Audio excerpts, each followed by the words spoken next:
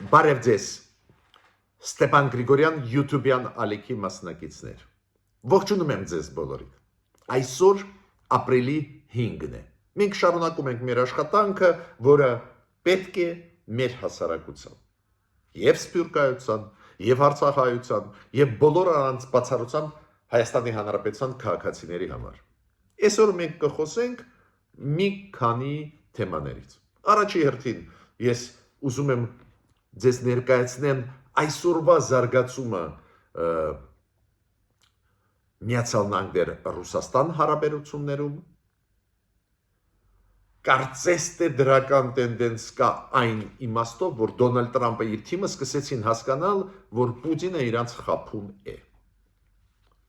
Այդ լավ նորություն է, քանի որ լուրջ մտավախություններ կա, որ Տրամպը պրոպուտինյան քաղաքականություն է վարում, Պուտինը կարողանում է իրան խաբել, այդպես ձևակերպել։ Բացի դրանից կխոսենք պարզը Դոնալդ Տրամպի այն քայլերի, որոնք ինքը անում է առևտրի ոլորտում։ Շատ է բարձրացնում турքերը, հարկերը, մաքսատուրքերը, ապրանքների վրա տարբեր երկրների գրեթե բոլոր մտնող Միացյալ Նահանգներ։ Այդ նորություն է։ Նախկինում ինքը սպառնում էր առանձին մաքսատուրքեր, առանձին պետությունների դեմ բարձրացնել, հիմա ինչքան հասկացա, դա համատարած բնույթ է կրում։ Պարզ է առևտրի, միջազգային առևտրի ոլորտի մասնագետները պետք է ասեն դրա հետևանքները, բայց ակնհայտ է դա բացասական կազդի միջազգային առևտրի վրա։ Բացասական կազդի նույն Միացյալ Նահանգների ներսում գների վրա տարբեր ապրանքների։ Մի քանի խոսք դրա մասին անպայման ես ուզում եմ ախացնել։ Պարզ է, որ կխոսեմ իմ այցելության մասին Հոլանդիա, ես հիշում եք 3 չարաչորը անցկացրեցի հաղորդում, հանդիպում ձեզ այդ հաղորդում Եվրոպայից դա Հոլանդիան էր, ես Հաագայում էի, շատ կարևոր կոնֆերանս էր կապված Հարավային Կովկասի հետ, հայ-ադրբեջանական հարաբերությունների հետ, շատ ներկայացուցական էր, ես կասեմ դրա մասին։ Ինչ են ուզում ադրբեջանցիք, ինչ գլխավոր մեսիջներ են ուղարկում աշխարհին, ինչ մենք պետք է անենք, մեր արտաքին քաղաքականությունը ակտիվացել է, մեծ գաղտնիք չի, մենք միշտ ողջունում ենք, բայց այդ դինամիկ ամեն ինչ զարգանում է։ Ու դրա մասին մենք կխոսենք։ Ես նաև ուզում եմ զգուշացնել, որ դրական բաները միշտ լինում են, ու այսօր էլ կասեմ, ինչ դրական կարևորագույն հայտարարություն արեցին բարձր պաշտոնյաները Եվրոմիության եւ Միացյալ Նահանգների։ Նաև կասեմ այդ վտանգավոր հայտարարությունը, որ արեց օրինակ Ռուսաստանի փորձագետներից մեկը։ Դες մենք անդադ տեսնում ենք այս կոնտրաստը։ Մեր ուղղությամբ գնում են դրական մեսիջներ Եվրոմիության տարբեր երկրներից, Միացյալ Նահանգներից ու բացասականը Ռուսաստանից ու Ադրբեջանից։ Իմիջիայլոց Ադրբեջանը ականանձերծման հետ կապված կամ ականների քարտեզների հետ կապված արեց շատ բացասական մեզ համար հայտարարություն, դրա էության մասին նաև կխոսենք, ինչ են պատրաստում անեն իրանք, որ այդ թեմային վերադարձան ու նախապայման հերթական դնում են մեր առջև։ Ես նաև կարձագանքեմ այն փաստին, որ Մարտուն Գրիգորյանը հայտարարեց, որ իր ձայները, իր խմբակցությունը կքվեարկի իօքուտ Վարդան Գուկասյանի։ Լռում էր ինքը 5 օր, պարզ չէր դա ինչի հետ է կապված, տրամաբանությունը քաղաքական հուշում էր ու իր հայտարարությունները ընտրարշավի ժամանակ Գյումրու ընտրությունների հուշում էին, որ անպայման պետք է ինքը տա Վարդան Ղուկասյանին իր ձայները, որ ընդդիմությունը պրոռուսական ընդդիմությունը ոնց ուզում եք որակեք, որ ընդդիմությունը զրկի քաղաքապայմանագիրը իշխանությունից Գյումրիում, բայց ինքը լռում էր, ստեղ էլ պետք է հասկանալ, այս ինչ լռություն էր, հիմա լռությունը ավարտվեց, երեք ինքը Մարտուն Գրիգորյանը հայտարարեց, որ իր ձայները տալիս է Վարդան Ղուկասյանին։ Ուրեմն ոչ միայն փառակարում, պարտվեց քաղաքապայմանագիրը, հիմա պարզվում է, որ Գյումրիում էլ կպարտվի ու ապրիլի 14-ին այդ առաջին նիստում շատ հավանական է, որ Վարդան Ղուկասյանը, որը կոշտ պրոռուսական քաղաքականություն է վարում ու ընտրարշավի ժամանակ պրոռուսական բաներ էր հայտարարում, նաև իօքուտ ռուսական բազայի, ինքը կդառնա Գյումրիու քաղաքապետ։ Ինչ պետք է անի կառավարությունը, ինչ եզրակացությունների պետք է ընտրություններից գա, դրա մասին էլ մենք կխոսենք։ Ուրեմն, սկսում ենք մեր այսօրվա աշխատանքը։ Խնդրում եմ ձեզ բաժանորդագրվել, կիսվել, լայքել, մեր աշխատանքը ակտիվ է գնում, շնորհակալ եմ ձեզ, շարունակում ենք անչափ կարևոր մեր աշխատանքը մեր հայրենիքի համար, մեր սփյուռքայության համար։ Ուրսուլա ֆոն դեր Լայենը իր պաշտոնը, դուք գիտեք, ոնց է կոչվում, Եվրոմիության Եվրոհանձնաժողովի նախագահ, ժողովրդի լեզվով Եվրոմիության կառավարության նախագահ։ Ինքը այն գագաթնաժողովի ժամանակ, որը նվիրված էր Եվրոմիություն կենտրոնական Ասիայի 5 երկրների համագործակցության հետ կապված, իր ելույթում նշեց հատուկ, որ հայ-թուրքական սահմանի բացումը, հայ-ադրբեջանական սահմանի բացումը կբերի նրան, որ Եվրոպան, Եվրոմիությունը կդառնան ավելի մոտ կենտրոնական Ասիայի երկրներին։ Հասկանալի է այդ ճանապարհները եթե բացվեն Հարավային Կովկասով, դա շատ լավ կլինի։ Անչափ կարևոր մեսեջներ են, ինքը ասում է կենտրոնական Ասիայի երկրներին, այո, համոզեք, ճնշեք, հորդորեք, որ Ադրբեջանը ու Թուրքիան բացեն հայերի հետ սահմանը, լավացնեն, նորմալացնեն հարաբերությունները։ Անչափ կարևոր մեսեջներ են։ Տեսեք, ինքը չանդրադարձան կոնֆլիկտի, չլուծված հարցերի, Հայաստան օրինակ Ադրբեջան։ Ինքը ասաց, եթե ճանապարհները բացվեն, ուրեմն ամեն ինչ լավ կլինի։ Բոլորը գիտեն, Հայաստանը ուզում է ճանապարհները բացվեն, ուզում է խաղաղության պայմանագիր ստորագրել, ուզում է, Ադրբեջանը չի ուզում։ Ուրեմն կենտրոնական Ասիայի երկրները պետք է աշխատեն Ադրբեջանի հետ, որ համոզեն, որ խաղաղության պայմանագիրը ստորագրի։ Նույնը Թուրքիայի հետ։ Ինքը ասում է, եթե բացվի հայ-թուրքական հարաբերությունները, եթե լավանան ու բացվի ճանապարհը, սահմանը հայ-թուրքական, Ուրսուլա ֆոն դեր Լայենը ուղարկում է կենտրոնական ասիական երկրների մեսիջ։ Եթե բացվի, ձեզ համար լավ կլինի։ Քանի որ Թուրքիան պահում է սահմանը փակ, ուրեմն աշխատեք Թուրքիայի հետ համոզել։ Շատ կարևոր, անչափ կարևոր հայտարարություն արեց Էրիկ Ջեյկոբսը։ Ով է Էրիկ Ջեյկոբսը։ Ես ասացի երեք չարաճորը ձեզ, որ այս բարձր պաշտոնյա պետդեպարտամենտի գնաց Բաքու, որը պատասխանատու է էներգետիկայի ոլորտի համագործակցությանը, էկոնոմիկայի հարցերի։ Պարզ է չէ ինչի համար գնաց Բաքու, նաև գազային, նավթային ինչ-որ ծրագրեր կարող է քննարկեին։ Ու ես մի քիչ մտահոգված էի, հիշում եք, երեք չարաչորասի, որ կամաց ամերիկացիներին իրանք ադրբեջանցիք մոտենում են։ Բայց ինչն էր կարևորը։ Էրիկ Ջեյկոբսը ասեց իր ելույթների մեջ շատ կարևոր բան, որ նախագահ Դոնալդ Տրամպը անհամբեր սպասում է, որ ստորագրվի խաղաղության պայմանագիրը։ Կարծես թե մարդը, որը տնտեսական հարցերով, էներգետիկայի հարցերով գնաց Բաքու, ուղարկեց քաղաքական մեսիջ։ Դոնալդ Տրամպը անհամբեր սպասում է, որ Ադրբեջանը ստորագրի խաղաղության պայմանագիրը։ Անչափ կարևոր մեզ համար աջակցություն։ Այո, մենք հասկանում ենք, որ Ադրբեջանը չի ուզում խաղաղության պայմանագիրը ստորագրել։ Կամ ուզում է այդ կամ մեզանից բան պոկել, որ իմաստ չի ունենալու մեզ համար ստորագրել այս ձևի վատ խաղաղության պայմանագիրը։ Բայց ամերիկացիք եւ Եվրոմիությունը տեղը դնում են Ադրբեջանը։ Ասում են դու ստորագրի, մենք գիտենք ով է խոչընդոտը։ Հիմա Միացյալ Նահանգների քաղաքականության մասին մենք պարբերաբար խոսում ենք Դոնալդ Տրամպի բարդ քաղաքականության մասին, կշարունակենք, քանի որ անչափ կարևոր է դա մեզ համար էլ կարևոր է, մեզ վրա էլ ազդում է։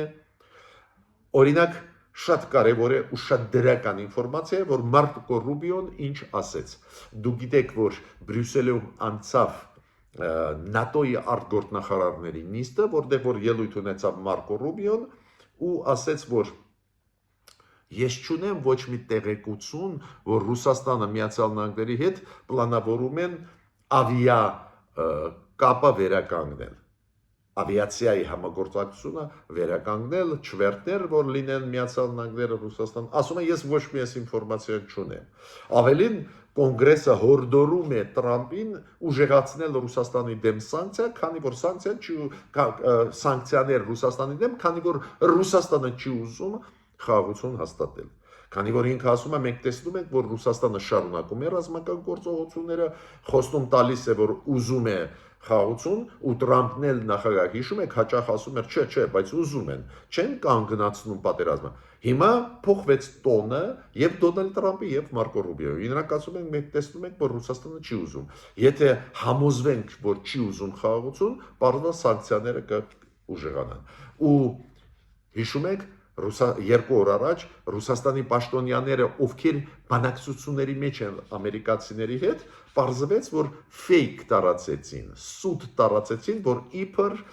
ավիացիոն կապը ավիացիաների միջև Ռուսաստանի ու Միացյալ Նահանգների կվերականգնվի։ Պարզվեց Մարկո Ռուբիոն հերքեց դա, պարզվեց Ռուսաստանը ֆեյք էր տարածում։ Ավելին Մարկո Ռուբիոն ասեց, մենք Ռուսաստանին ոչ թե ամիսներ ենք հիմա տալիս, մի քանի շաբաթ ենք տալիս, որ Ռուսաստանը իր որոշումը կատարի, դադարեցնի պատերազմ։ Ռյուտե շատ կարևոր դեմք է, գլխավոր քարտուղարն է ՆԱՏՕ-ի, իր ելույթում ասեց, որ պետք չի անհանգստանալ, Թրամփը, Միացյալ Նահանգները կշարունակեն ՆԱՏՕ-ում աշխատել, կշարունակեն աջակցել Եվրոպային, ապահովելու համար եվրոպական վտանգությունը, ուղղակի Դոնալդ Տրամպի ադմինիստրացիան կենտրոնացված է Ասիայում։ Այն վտանգը, որը գալիս է Չինաստանից, դրա դեմ առաջի հերթին Չինաստանը աշխատում է, որ դրա դեմ առնի։ Եվրոպայում Միացյալ Նահանգները ուշադրությունը մի քիչ թուլացնել են, բայց այնուամենայնիվ հետ չեն կանգնի, ՆԱՏՕ-ի անդամ կլինեն եւ 5-րդ հոդվածը, 5-րդ ՆԱՏՕ-ի հոդվածը կոլեկտիվ պաշտպանության ուժի մեջ է, Միացյալ Նահանգները միջուկային զենքը Եվրոպայից չեն դուրս բերի։ Ռյուտեն գիտեք, կարևոր հիմա դեր է խաղում նախկին Հոլանդիայի վարչապետ եւ հիմա գլխավոր քարտուղարը ՆԱՏՕ-ի, ինքը կամուրջի դեր է խաղում Միացյալ Նահանգներ Եվրոպայի միջև, դուք գիտեք այդ հարաբերությունները բավական հիմա բարդոտ են, բայց ինքը ասում է չէ, ՆԱՏՕ-ի պարտավորություններից չի հրաժարվի Դոնալդ Տրամպը։ Հիմա Դոնալդ Տրամպի առևտրի պատերազմի հետ կապված, առևտրի ոլորտում ինքը սկսեց բարի բունի իմաստով ակտիվ, ագրեսիվ քաղաքականություն։ Ինքը մաքսատուրքերը բարձրացնում է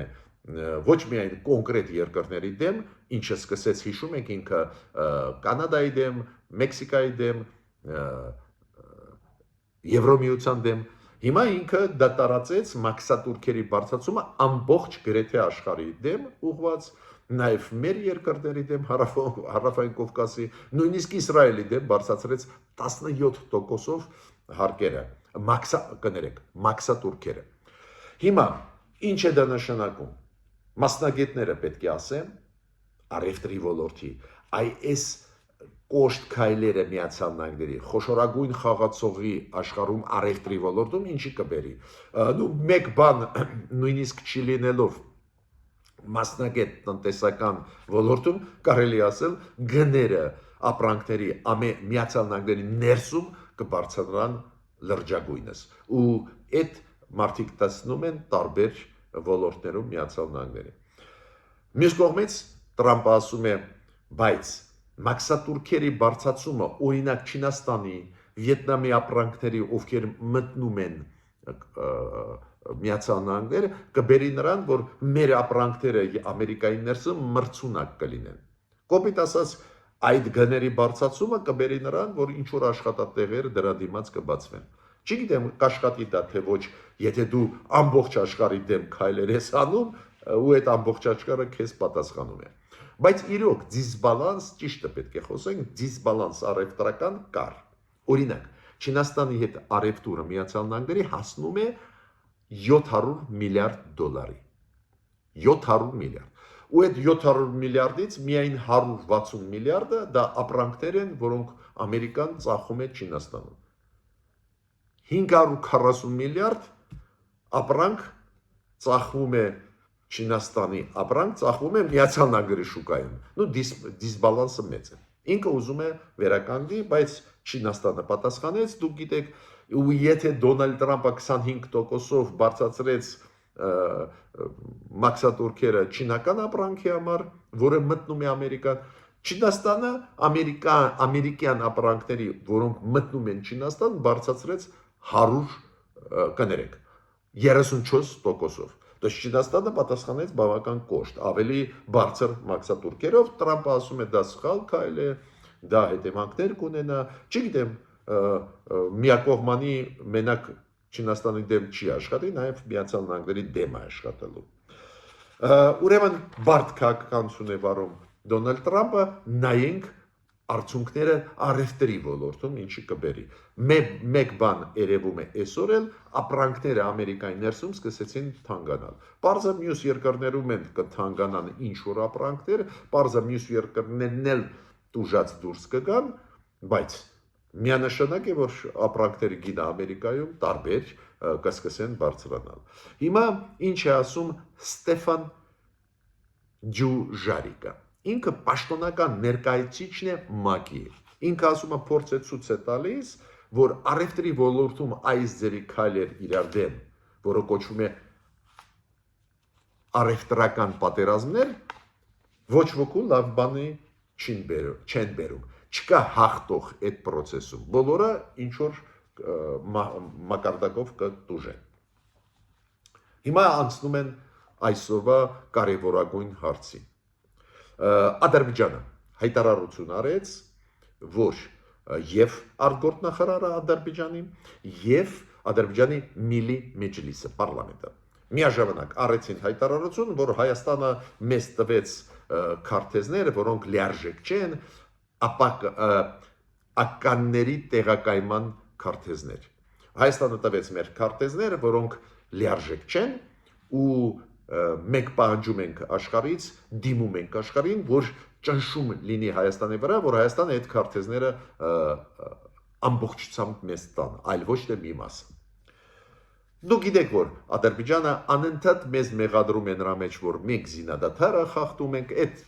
երևույթները կան։ Ադրբեջանը անընդհատ մեզ մեղադրում է այս կամ այն հարցերի, որ խաղաղություն չենք ուզում, չգիտեմ, պրոռուսական քաղաքականություն ենք վարում, Ադրբեջանը հասկանում է, որ ասել, որ Հայաստանը պրոռուսական քաղաքականություն է վարում, վարկաբեկում է Ադրբեջանին, ուրեմն իրանք Ռուսաստանի հետ աշխատում են, մեր վրա գցում են, իրանք կրակում են, մեր վրա գցում են, հիմա իրանք ասում են այդ ականազերծումը, որը մենք անցկացնում ենք, չեն կարող էֆեկտիվ անցկացնել, քանի որ քարտեզները չտվեց Հայաստանը լիարժեք, որտեղ են տեղադրված ականները։ Հայաստանի արտգործնախարարությունը պարզ է հանգամանալից պատասխանեց ու ավելին մեր արտգործնախարարությունը ասեց, որ 972 քարտեզ մենք տվեցինք ու պատրաստ ենք համատեղ խումբ ստեղծել Ադրբեջանի հետ եւ միջազգային փորձագետներին հրավիրել ու ուսումնասիրել ու ապացուցել, որ այդ մենք ինչ ունենք, ամեն ինչ տվեցինք։ Բայց Ադրբեջանը տեսակ նոր նախապայման դրեց, կապված ինչի հետ, որ այդ քարտեզները լիարժեք չեն, Հայաստանը պետք է քարտեզներ տա, հետո մենք ինչ որ բաներ կգնանք Հայաստանի հետ։ Նոր նախապայման։ Այս քարտեզների մասին հիշում եք 1 տարի առաջ, 2 տարի առաջ խոսակցություններ եղել են։ Բայց մոռացվեց, քանի որ տվեցին հայերը, մեր կառավարությունը տվեց քարտեզներ ականազերծում անելու համար։ Բայց տեսակ ոնց հետ բերեց Ադրբեջանը այդ թեման, օգտվելով նրանից, որ գիտեք ինչ էր երեք։ Երեք միջազգային օրն են ականազերծման հետ կապված։ Ավելին Թուրքիան հայտարարությունով հանդես եկավ, որ մտահոգությունը Ադրբեջանի այս քարտեզների որակի հետ կիսում է։ Այն քարտեզները ականների տեղադրման հետ կապված Թուրքիան կիսում է, որ լիարժեք չեն այդ քարտեզները։ Բայց ցանկացած դեպքում ես ձեզ ուզում եմ ասել, որ մենք պետք է հասկանանք, որ Ադրբեջանը անընդհատ պատրաստում է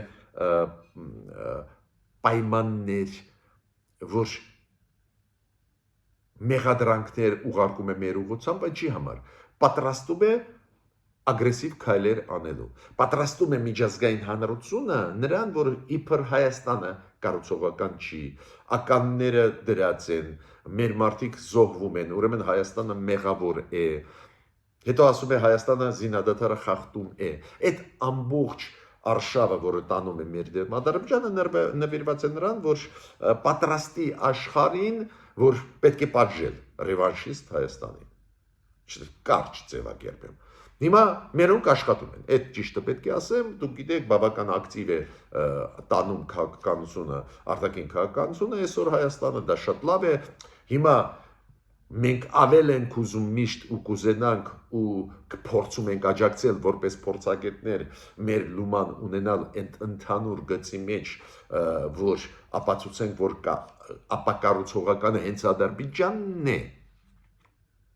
բայց աշխատանք տարվում է, ինչ որ պատասխաններ տրվում են Ադրբեջանի, շարունակել պետք է այդ աշխատանքը, այդ ամեն ինչ հասկանալի է։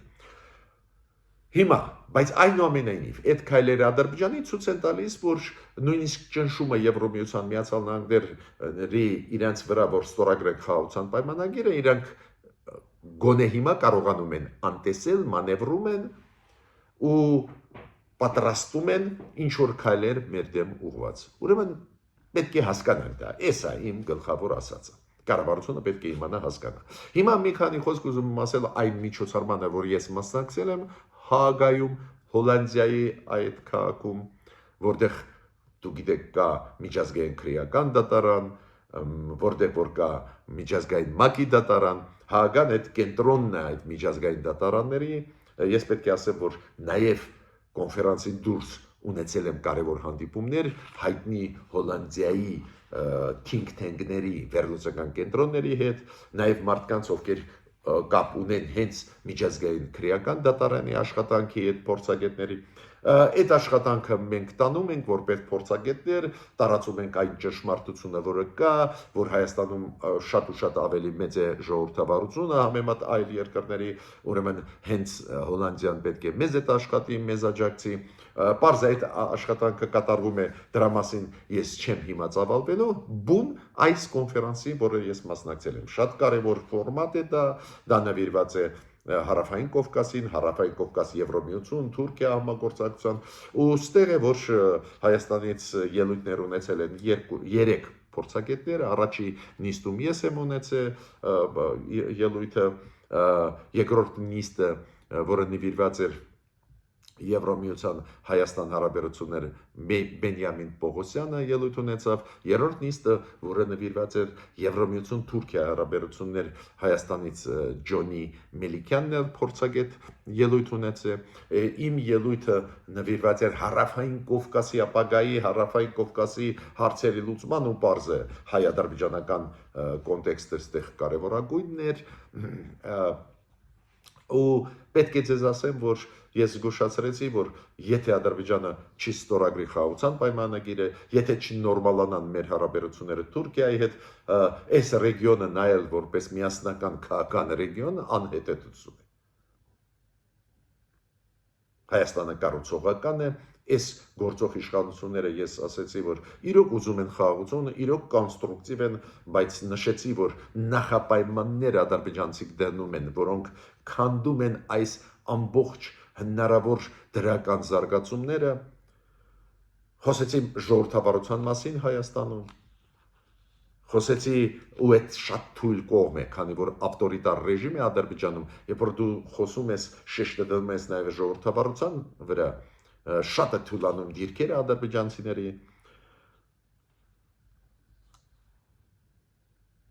պարզ է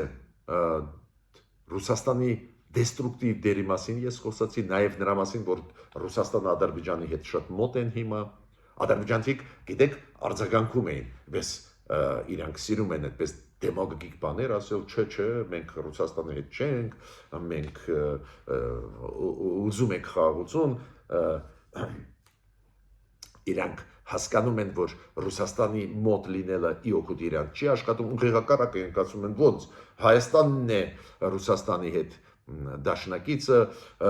Նիկոլ Փաշինյանն է, որ մայիսի 9-ին ուզում է գնա Ռուսաստան, դուք գիտեք, դա հաստատված չի 100%-ով, բայց այդ ամեն ինչ իրանք օգտագործում են մեր դեմ Եվրոպայում, քանի որ եվրոպացիք շատ լարված են Ռուսաստանի քաղաքականության նկատմամբ ու ցանկացած կապ Ռուսաստանի հետ իրանք շատ բացասական են ընդունում, ուրեմն լուրջ միջոցառում են, լուրջ քննարկում են, ես պնդում եմ, որ բոլոր 3 սեսիաներին, բոլոր 3 Հայաստանի զեկուցողները մենք բոլորս կարողացանք հստակ դիրքորոշում ցուցաբերել, ցույց տալ Հայաստանի պաշտոնական դիրքորոշումը, ցույց տալ դրա կոնստրուկտիվ մասը, միաժամանակ որպես փորձագետներ գումարում էինք մեր մտքերը, մեր ասածը ու դա գտնում է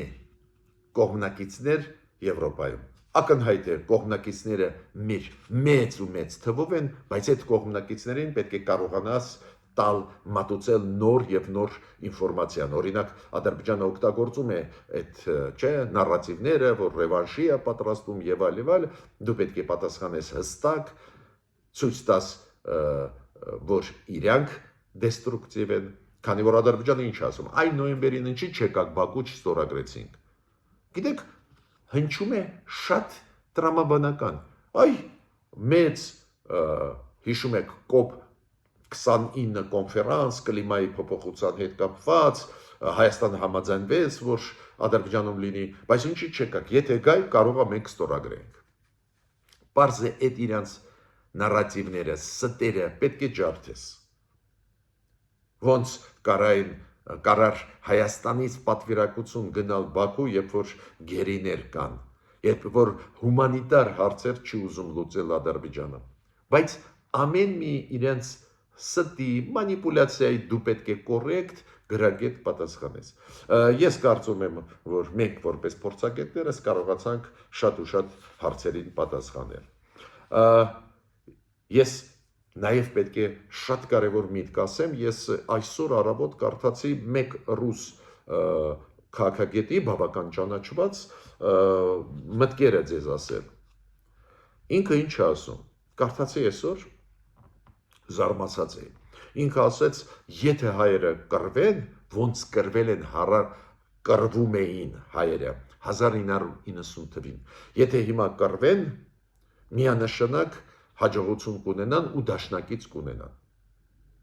Եվ կարող է Իրանը օգնի, եւ միանշանակ մեր բազան գտնվում է Հայաստանում, մենք կօգնենք Հայաստանին։ Ակնարկը հստակ էր, կարդացեք, կհամոզվեք։ Պատկերացնում եք, Հայաստանը ասում է, որ մենք չենք ուզում կռիվ, մենք ուզում ենք խաղաղություն, ու դա տալիս է մեզ մեծ ուժ միջազգային հանրությունում, միջազգային հանրությունը դա լավ ընդունում է, պատկերացում եք միջազգային հանրությանը ասես, որ չէ, ես էլի ուզում եմ կռվել, ընդհանրապես բոլորը մեջքով կշրջվեն։ Հենց այս բարդ վիճակում, երբ որ իրոք Հայաստանը բավական թույլ վիճակում է, Հայաստանը նոր սկսում է դիվերսիֆիկացիա աշխարհում իր համագործակցությամբ, նոր սկսում է խելքի բերել բանակը, որ պաշտպանվի հնարավոր ագրեսիայից, մեզ դրդում են նրան, որ ինչ-որ պետք է ավանտյուրայի գնանք, հա։ Ինքը ասում է, այդ փորձագետը ճանաչված Ռուսաստանի, ինքը ասում է, Հայաստանը պետք է ապացուցի, որ դաշնակիցն է Ռուսաստանի, ու այդ դեպքում Ռուսաստանը կգա օգնության։ Ես չեմ ասում, որ դա հակասում է այսօրվա իշխանությունների օրակարգի, խաղաղության օրակարգի։ Այո, մենք էլ ասում ենք, կառավարություն քո խաղաղության օրակարգը ընդհանուր առմամբ ճիշտ է, բայց մի քիչ կոշտ վարի քաղաքականությունը Ադրբեջանի ստերի նկատմամբ, անպայման առաջ տար այն հարցերը, որտեղ որ խոցելի է Ադրբեջանը, օրինակ միջազգային քրեական դատարան տուր գործերը, որ Ալիևը պատասխան տա, այս ինչ էթնիկ զտում է արել։ Մենք միշտ պահանջում ենք կառավարությունից միգուցե ավելի կոշտ քաղաքականություն, բայց մենք ողջունում ենք խաղաղության ճանապարհով գնալու, խաղաղության օրակարգը, քանի որ Հայաստանին կռվելը ինչի՞ է պետք։ Բայց տեսեք, ռուսները ասում են, չէ, մենք կօգնենք, բայց եթե դու գնաք ու կռվեք։ Շատ վտանգավոր մտքեր են ու հաշվի առնելով այն բարդ ընտրությունները, որոնք անցան Գյումրիում եւ Փարաքարում, որտեղ որ ինչքան հասկանում են պարտվեց ԿՊ-ն քաղաքապայմանագիրը իշխող ուժը, մենք ունենք բարդ տենդենսներ։ Ադրբեջանը անպայման դա կօգտագործի, որ տեսակ ուժեր եկան Հայաստանում, որոնք ռևանշ են պահանջում։ Հիմա մի քանի խոսք այս ընտրություններից։ Մենք անդրադարձել ենք այդ թեման, բայց գիտեք, ժամանակը ընտրություններից որ անցնում է, մարտի 39-ին էին, հիշում եք Փարաքարի եւ Գյումրու ընտրությունները։ Ժամանակը որ անցնում է 5 օր անցավ, ավելի հանգիստ տապ կարելի է վերլուծել։ Ակնհայտ է, որ քաղաքապայմանագիրը պարտություն կրեց Փարաքարում, այնտեղ 58 էր, մոտավորապես 58% հավաքեց ընդդիմադիրը, այնտեղ պարտություն կրեց, Գյումրիում մի քիչ ավելի բարդ էր իրավիճակը, դուք հիշում եք, քաղաքապայմանագիրը անցավ 30, մոտավորապես 6% հավաքեց, մի քիչ ավել, եւ 4 մյուս տեխնացուները, ովքեր կոշտ ընդդիմադիր են ու մեծամասամբ պրոռուսական թեզեր էին հնչեցնում, հակաեվրոպական, այդ 4 ուժերը միասին հավաքեցին 50%-ից ավել ձայներ, 50%-ից ավել, ու եթե միավորվեին, դա ավտոմատ կնշանակեր, որ Գյումրիում կլինի ընդդիմադիր քաղաքապետ իդեմս Վարդան Ղուկասյանի, որը ամենաշատ ձայներ հավաքեց այս 4 ընդդիմադիր ուժերից, սպասում էին բոլորը Մարտուն Գրիգորյանի որոշումը, որ իրոք ընդդիմությունը լիարժեք հաղթող դուրս գա։ Մարտուն Գրիգորյանը արեց հայտարարություն ու ասեց, որ այո, ծանր որոշում է, բայց ինքը տալիս է իր ձայները Վարդան Ղուկասյանին, իմիջիայլոց իր հայտարարության մեջ ինքը ասեց, որ գլխավոր խնդրեմը, որը ինքը տեսնում է նա, որ գործեր քրեական հարուցված են Վարդան Ղուկասյանի ու դա խոցելի է դարձնում ընդդիմադիր այդ գլխավոր տեխնացուին, այլ որոշումներ կարող են լինեին, ակնարկը ինչու՞մ էր, կարող է որ այդ 4 ուժերը իր շուրջ հավաքվեին, ես այդպես հասկանում եմ իր ակնարկը, բայց իմ ասածը շատ հասարակ է, փաստը մնում է փաստ, որ Մարտուն Գրիգորյանն էլ տալիս է իր ձայները Վարդան Ղուկասյանին, ու հիմա դրդապատճառների մեջ եթե չմտնենք, ուրեմն Գյումրիում էլ պարտվեց իշխանությունը։ Ուրեմն ես կասեի այդպես, Գյումրիում եւ Փարաքարում ավելի պրոռուսական ուժեր եկան իշխանության։ Ինչի հետ է դա կապված, վերլուծելը պետք։ Հետևանքները ինչ կարող է լինել, նորից վերլուծելը պետք։ Բայց ես ուշադրություն դարձրեցի Նազելի Բաղդասարյանի արձագանքին, ինքը գրեց, դու գիտեք, ինքը պրես քարտուարն է վարչապետի, ինքը գրեց, որ առևտուրը քաղաքական հաղթող դուրս եկավ, ու այս մարդիկ, ովքեր հիմա զավթում են իշխանությունը Գյումրիում, իրենց հետաքրքիր չի Գյումրու ապագան եւ այլ, ճակատագիրը Գյումրու, այլընտրանք ինքը ասեց, որ կար, գնալ նոր ընտրությունների, այս Նազելի Բաղդասարյանի նախադասությունից ես հասկացա, որ իշխանությունները հույսով են, որ Մարտուն Գրիգորյանը չի աջակցի Վարդան Ղուկասյանին, դա նշանակում էր, որ Վարդան Ղուկասյանին հերիք չեն լինի 1-2 ձայն ու չեր ընտրվի ու ճգնաժամ նոր ընտրություններ։ Բայց ես ուզում եմ հատուկ ուշադրությունը դարձնել իշխանությունների այսօրվա իշխող ուժի։ Շատ կարևորը իրոք հանգիստ նստել, վերլուծել ինչի հետ կապված այդ պարտությունը։ Քանի որ 1 տարուց հետո կլինեն ազգային ժողովի ընտրություններ ու այդ կոնտեքստով այս պարտություններին պետք է նայեք։ Չպետք է նայեք, որ տեղում ծանր էր վիճակը, դա է պատճառը, որ մենք պարտվեցինք, այդպես չի։ Այս 4 քաղաքական ուժերը, որոնք ցուցակները գլխավորում էին Վարդան Ղուկասյան, Մարտուն Գրիգորյան, Ռուբեն Մխիթարյան եւ Կարեն Սիմոնյան, այդ 4 ուժերը իրենց արշավի ժամանակ զգալիորեն օգտագործում էին արտաքին քաղաքականության գործոններ։ Զգալիորեն օգտագործում էին Նիկոլ Փաշինյանի խաղաղության ծրագիրը, խոցում էին, քննադատում էին այդ խաղաղության ծրագիրը, արդյունք իրանք ասում են չեն տալիս։ Ադրբեջանը չի ստորագրի խաղաղության պայմանագիրը։ Իրանք դա օգտագործում էին ռուսական գործոնը, որ իբր Ռուսաստանի հետ չէինք աշխատի, դրա համար պարտվեցինք, ինչը չի համապատասխանում իրականության, Ռուսաստանը մեզ լքեց, Ռուսաստանն է մեղավոր շատ բաների մեջ։ Իրանք էլ դա գցում էին Նիկոլ Փաշինյանի վրա։ Դες իրանք հաղթող դուրս եկան ոչ թե ունենալով ավելի լավ ծրագիր Գյումրու հետ կապված, այլ հաղթող դուրս եկան, քանի որ իրանք քննադատում էին Նիկոլ Փաշինյանի քաղաքականությունը արտաքին քաղաքականության ոլորտում, քննադատում էին, որ Նիկոլ Փաշինյանը ուզում է աշխատել Եվրոպայի հետ, քննադատում էին, որ Նիկոլ Փաշինյանը սառեցրեց հապկում անդամակցությունը, հապկում, որը չի ճանաչում մեր տարածքային ամբողջականությունը, պարզա ճիշտ արեց, որ սառեցրեց, բայց իրանք դա քննադատում էին։ Ու դա անցավ, ուրեմն իշխանություն պետք է ճիշտ վերլուծություն անել։ Այդ ինչ սխալներ են արել, որ հասարակությունը եւ Գյումրիում եւ Փարաքարում չընդունեց, կարծես թե շատ տրամաբանական գիծ, խաղաղության ճանապարհով գնալու գիծ։ Ստեղ եւ կադրային միգուցե սխալներ էին, ստեղ եւ քաղաքական սխալներ, ուղղակի քաղաքապայմանագիրը պետք է նստի ու վերլուծի, ոչ թե էմոցիոնալ արձագանքի նեղանա, այլ վերլուծի, քանի որ ազդեցությունը այս երկու ընտրությունների շատ լուրջ կլինի, երբ որ վերջնականորեն քաղաքապետը Գյումրիում կլինի Վարդան Ղուկասյանը, Փարաքարում ընտրված մարդու վերջնական, երբ որ ուժի մեջ մտնեն իրենց լիազորությունները, կարող է կտրուկ սկսվել process Հայաստանում կապված ԿՊ-ի դեմ,